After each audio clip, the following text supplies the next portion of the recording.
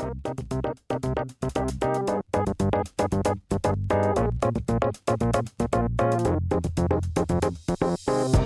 everyone, welcome back to Flash Film Reviews.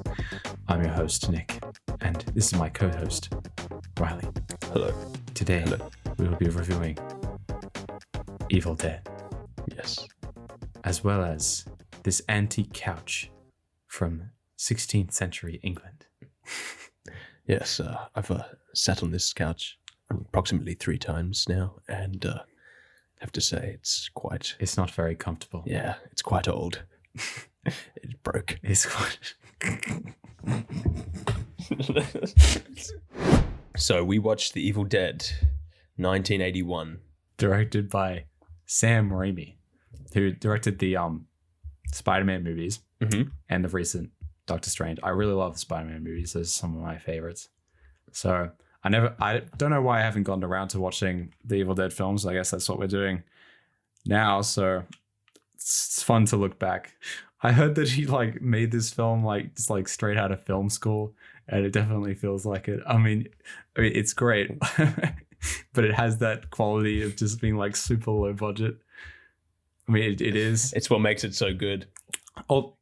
Some of the practical effects are genuinely impressive though to me. Yeah, right. There's fucking at least half the scenes of the movie have some sort of practical effects in them, right? Yeah, I mean or maybe even it's a crazy amount. There's the big things that you obviously notice, right? Where all the stabbing people and blood and guts and stuff spilling out. And then there was this scene where he looks at someone's leg and then the infection spreads out across their leg. I'm not really sure how they did that. I think that's a stop motion I think it was stop motion, yeah. And then I don't know how they did that scene with the trees in the woods. The trees in the woods scene where the poor woman, I forgot her name, Cheryl, runs out really deep into the woods. Yep. She's scared and she's traumatized, and she goes all the way into the middle of the woods. Yeah, as you do. And then you're just in your room, just chilling. Some voice outside your window is just join us, and then she just walks outside into the woods. A fucking kilometer into the woods. It takes her 2 hours to run back. Yeah, that's how we know she went so far. And then she gets raped by a tree, actually. Ouch. By some branches, which we were not expecting. I don't envy the splinters. Yeah, that would have the damage. Although she got wrapped around with all these vines, and then all of a sudden, this tree branch goes straight down in between the legs. The reaction's not even I don't even that say it's that bad. It's just oh. It's oh. That's definitely not the reaction I'd have. You would imagine, right? Tree branch. Yeah. Did not expect the film to do that, to be honest. I was so shocked. Then she just gets up and goes away. I mean, I guess we should talk about the plot of Evil Dead. It's just the quintessential cabin in the woods type thing, friends going out on a holiday to a creepy cabin in the woods. And then they find this book downstairs and a recording of this guy who was studying it. So we thought that they were going to be stupid and then read the book, read the summoning thing. And then the tape guy doesn't fall them. It doesn't for them. He literally warns them as well. If you read out the or something like that. If you read out the incantation, the evil dead, they'll come to you. They'll be summoned.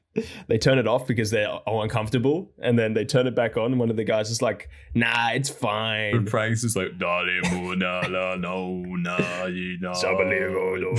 This is what we creatures sing. Yeah. They summon the Scooby-Doo Spooky Island monsters, the scariest monsters to exist. Yep, and then the rest of the plot is basically everyone except Ashley, the main character, gets completely possessed. Or just killed and then possessed. Either you're possessed and then killed, or killed, possessed, and then killed again for the second time. One of the above, those options. Yeah, then the rest of the film plays out. It's sort of just stuck. They're trying to escape. They can't. The bridge that they made it over to get to the spot. The bridge breaks or the car breaks down. One of the two things. It was broken by the spooky ghosts, the spooky demons. They destroyed it. Spooky demons. I love the I think they destroyed it on the way there. the camera that flies through the woods, like the POV of the demonic entity with the big buzzing sound, and it comes after people. At the beginning of the movie, it sounds like bees. Yeah, it does. It would have been so funny if it's this whole creepy camera POV and it goes up to one of them, they just slap it. One of my favorite parts at the start of the film is when it was Cheryl, I think, probably. She is like drawing, and then the POV of Monster comes into like to a window, and does it shatter the window? Something like that happens, and then it possesses her hand while she's drawing, and she like rips this sort of square shape into a sketch pad, and it really looked like SpongeBob. I mean, the book does look like SpongeBob. It really does look like SpongeBob the way she like there's a scene at the end of the film where like it's near the fire, and Ash is like trying to get it and destroy it, and it has like a yellow tint, and it looks like SpongeBob because it's got like the fucking face on it. Scariest shit I've ever seen. SpongeBob was possessing them the whole time. Yeah, we were not too sure whether the film is intent, like, because from what Nick's told me, the later films in the series, they sort of capitalize on the comedy sort of aspect of the first movie, but it's hard to tell whether it was really intentional or it was kind of like a consequence of like the low budget and then like the not so great performances. I mean, like yeah. I think maybe it was intentional, maybe it wasn't unintentional. Whatever the case, we've got this magnificent piece of work. Yeah, definitely entertaining. It's constantly some shit's going wrong. Like it's just back and forth between all the friends of Ashley. So it's like Scott, and then I'll just say like Ash's girlfriend, and then Scott's girlfriend, and then Cheryl. Yeah, then Cheryl. Yeah, some shit happens to them. I think Ash's girlfriend constantly goes between being possessed and then not, and she's like laughing, the creepy like sitting in the corner while Ash is like dealing with her. She never even tries anything. She barely even tries to attack Ash. Yeah, the whole time. I mean, Cheryl's locked into the basement, so she's like sitting there just heckling at the characters. So I mean, she's fine. Yeah. She's predisposed of. But I mean, when Ash's girlfriend gets possessed, she just sits there. She just sits there, and the characters are just talking about something. And then there's a point where Ash just drags her outside. And then does nothing. He just goes back inside. He's like, enough of you. You got a timeout. You're in timeout. Sit out here. And then she just fucking comes back in as you'd predict. Because fucking, what's that going to do? It doesn't do anything. Exactly.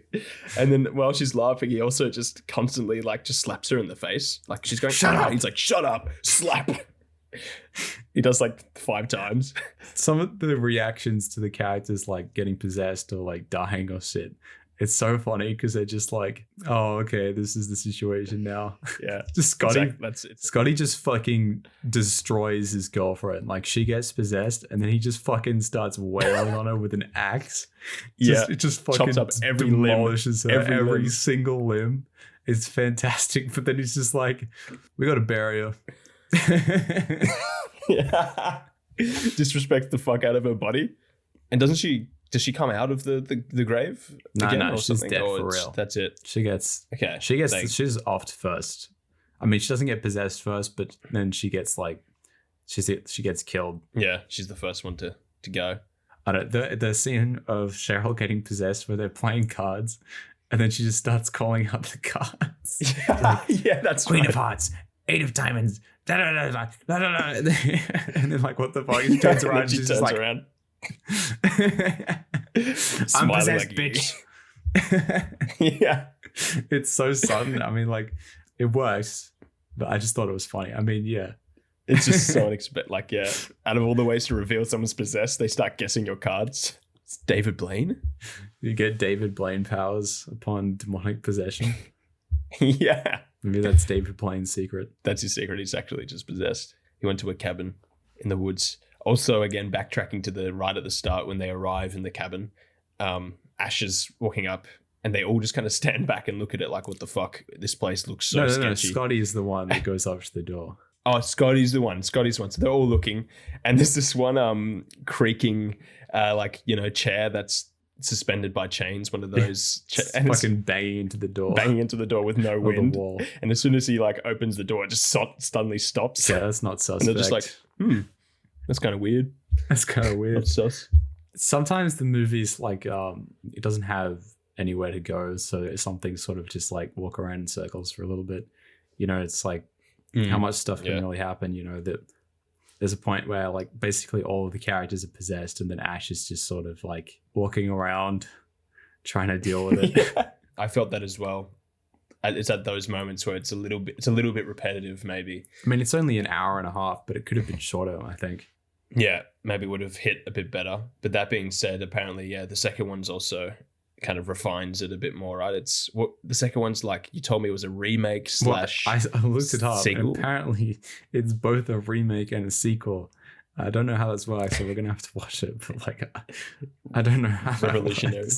Was it? Do you know if it was? You probably wouldn't know this, but was it straight away popular, or was it kind of after the fact? I have no idea. No clue. Yeah. But obviously after it, he became enough success. He had enough success to just go back and make a sequel, right? It's quite inspiring though, because it kind of a lot of these big directors I've heard, even Peter Jackson as well, before he obviously did Lord of the Rings.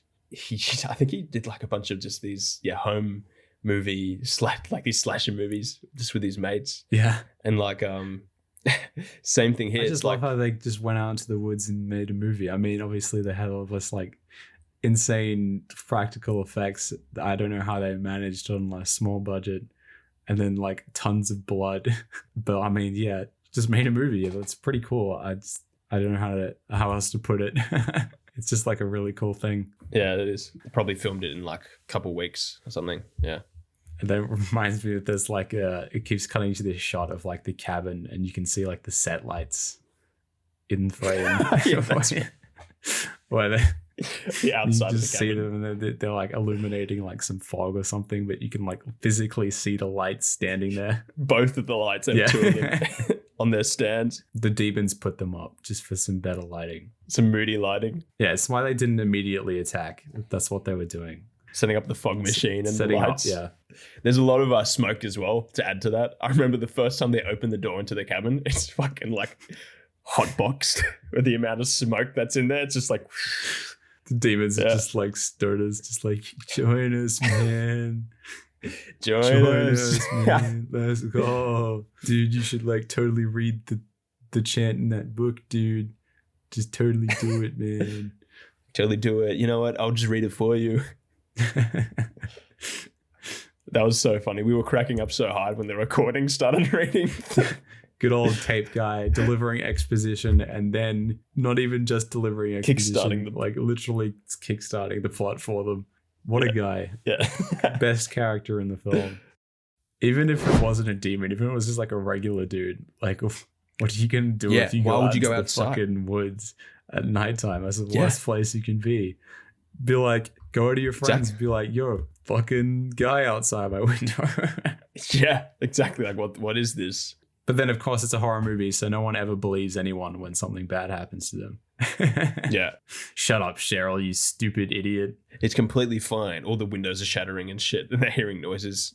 Even after she gets possessed, they're still in denial. They just put her in the basement, and they're just what's wrong with Cheryl? Yeah. What's wrong with... Yeah, I love it how she's trolling the whole movie.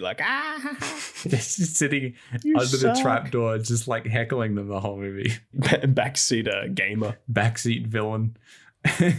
But let's dissect some of those tropes. Firstly, we can avoid the whole conversation by just saying, just don't go to a cabin in the woods if it's run down and by itself. Would you even go to say if it was us and all our mates, we're like, let's go to a cabin for like a for Sounds great. Middle of the woods. Fantastic. But I would still do it. That sounds actually quite fun. Like just to go to a respected cabin, not some one that's hasn't been touched for a while. That's your mistake. You think it's going to be a respected cabin, but in reality, It's fucking the reality haunted. is far more sinister. As soon as you see any sign of I don't know, weird shit. Well, like the chair swinging into there's no wind. It's just fucking pounding into the wall. That's not a red flag. It's fine. That's the first red flag. Oh, what about Cheryl doesn't even tell anyone when her hand gets possessed and like. Yeah, that was weird. Sometimes I just get into like the flow and my creativity just takes over. It happens all the time. Yeah. Maybe they got this on Airbnb. I don't know how anyone For a good trusts price. Airbnb. It's so sketch. No, I Airbnb's mean, good. well, it's so sketchy. Why do you think it's so sketch? Because it's just Why? like an online service and anyone could just give you the keys to their house. I just don't. Yeah, trust but like there's like the review system. But I guess sometimes you can get a sketchy house. Yeah, it. Could be possessed. That's true. You never know. could be possessed. Do you believe any like haunted shit? In any? I mean, I know the answer, but just for the sake of conversation. 100%, man. Yes, Yeah, Evil Dead's a documentary. I believe it. I The believe Blair it. Witch Project. That shit's real, man. That's real. I've seen it. I was there. I was there as well. But I've had conversations with guys, and by guys I mean everyone, that really are convinced that they had an experience. Yeah, my mum thinks this big hall, Curzon Hall. Curzon Hall, like a hole. Yeah, it's like a big hole. She thinks it's possessed by ghosts. Oh Like, shit! unironic. So she doesn't. She worked there when she was younger. Oh shit! Yeah. She's telling me about all her supernatural experiences with this place and with easily explainable things, just like wind, weird noises, which could have just been like rats or something. Not to burst anyone's bubble, yeah, I agree. I think it's usually explainable in some way that might not be obvious when you're in the situation, but in hindsight, it's usually It depends. Yeah. It just depends if a place is creepy or not. If a place is creepy, anything just becomes scary. yeah, that's true. That's a good You're point. in this big, old, dramatic dining hall. Someone dropping anything. It's someone in the next room, just like, what the fuck was that?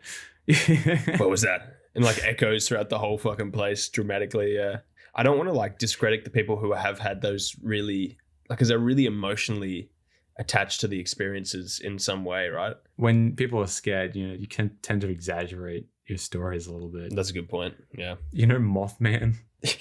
Yeah. The scariest thing I've ever seen. Yeah. People think it was just a bird, but like people were like attacked in quotation marks by Mothman, and then they gave all these accounts where they like exaggerate the size of Mothman. He's like 8 feet tall. He's got like these giant red eyes. People think that Mothman was just like an owl. just a big owl that they freaked out about. Because if you shine the light into this specific owl's eyes, it turns red. The owl's pretty big, so it could have been Mothman. But I mean, people tend to exaggerate that kind of stuff. It's like, oh, he had wings, but they didn't even flap in the nighttime. And he was like 1 billion feet tall and he had chicken feet. That kind of sounds like an owl. I'm not going to lie. Yeah, so you're saying It's like, a no. white bird-like creature with large red eyes that resembles an owl. Is actually a Mothman who's 8 feet tall. How did Mothman even get the name Mothman when like it was, described as a bird? Yeah, right. And now Mothman's become more moth. I mean, there's a statue of Mothman in the place where Mothman became a thing, and it's like an actual moth man. Oh, that's actually, I need to see that. That's great. It's something out of like a 50s horror movie. I thought it was a horror movie. I think there is a movie about Mothman. Greatest urban legend of all time. Yeah, tonight, Nick, watch out. When we go to sleep, Mothman's gonna knock on the window. He comes through the window. Ah, I'm the Mothman. Bitch, I'm real. It's Jesse Pinkman. Just bitch. Yeah. I'm the Fucking Mothman, bitch. And then he flies off. And then you hear, Jesse, come back. Stop flying everywhere. Jesse. Like and subscribe if you want a Breaking Bad review. Yeah. What was your favorite thing about this movie? It has to be the brutal nature of what's going on Yeah. and the performance of especially Ash. Creates just like a contrast. It's so funny. It's so fucking funny. Yeah. It's hilarious. He's just like some things he's so unfazed by, and other things that I would argue are much less intense. He's like, ah, it's like screaming. Yeah. He starts screaming, freezes up. And what about you? My favorite bit is when he goes down into the basement and then he just gets like 1 million liters of blood just dumped on him, like at least 3 times separately. You just go For all the different monsters. Yeah. He doesn't have a good relationship with blood in this film, you know, just really. He's just covered in it constantly. Oh, yeah. And another thing is Ash, like, for no reason, just like while Scotty and him are sort of, you know, fighting the possessed girls, Ash just falls into a shelf like twice and lands on him, and he gets stuck like twice. As you do. It happens all the time. I'm surprised at the end of the movie when Ash is going out of the cabin, you know, Scotty and the ninjas didn't come out and just be like, you just got pranked by the prank patrol. If you don't know, Scott is a personality from an Australian kids TV show called Prank Patrol. Yeah. Where he pranks children and he's got the best haircut. The worst possible pranks you could think of. Just no human being would reasonably get pranked by these things. They're so obviously scripted. Yeah. But I mean, it was a banger TV show. Yeah, imagine if Prank Patrol did like actual non-scripted pranks. I feel like something that would happen. Just like where they just traumatize this person, and then at the end they're just like, you just got pranked. They're just like, just completely expressionless. They're just like in a vegetative state. Yeah. I just saw my friends die. I had to kill them as well. And that's why it's so good. Just got freaking pranked. Your friends are not fine. You killed them. You're going to jail. You sick fuck. There was cameras there. Oh my God. That was such a funny show. I remember one where they go to this, like, what these two friends bring another friend to like this farm, and there's supposedly a giant bunny rabbit, and it's literally just Scotty in like a onesie. Oh my God, it's so bad. And you get like these Bigfoot-esque shots of him like running off frame or whatever, you know, like blood, and it's just like, what was that? What was that? And then he comes out and he's just in a onesie, basically. You're not taking it seriously at all, right? Ah, you're pranked. It was me. There was the ninjas. It's crazy. It was the ninjas. They just do backflips. That's the only reason they're on the show. Yeah, for the backflips. And the one that I saw that I remember was this. It was like the worst prank. They went to they were meant to do this candy testing thing, and the prank was that some of the candy just tasted really bad. And that was it. And they set up so much. They set up this whole set with all these actors saying, oh yeah, what do you think about this? It's really good, right? And then they were just like, no, it tastes bad. And that was like the prank. It was like that the candy tastes bad. Wow. Yeah. Wow. That's really cool. That's great. It's so cool. Terrifying prank. You just made someone eat bad candy. Yeah. It's like those jelly beans. What are they called? I forgot what they're called. I forgot what they're called. Like some are good and some are just awful. Yeah. I hate those things. I mean, like, why wouldn't I just get normal jelly beans where I don't have to play Russian roulette and eat like dog shit tasting jelly bean? Yeah. Yeah. Dog shit bean. I mean, with my luck, I only get those bad ones. Just fucking dog shit just after vomit, after blood, after old shoe taste.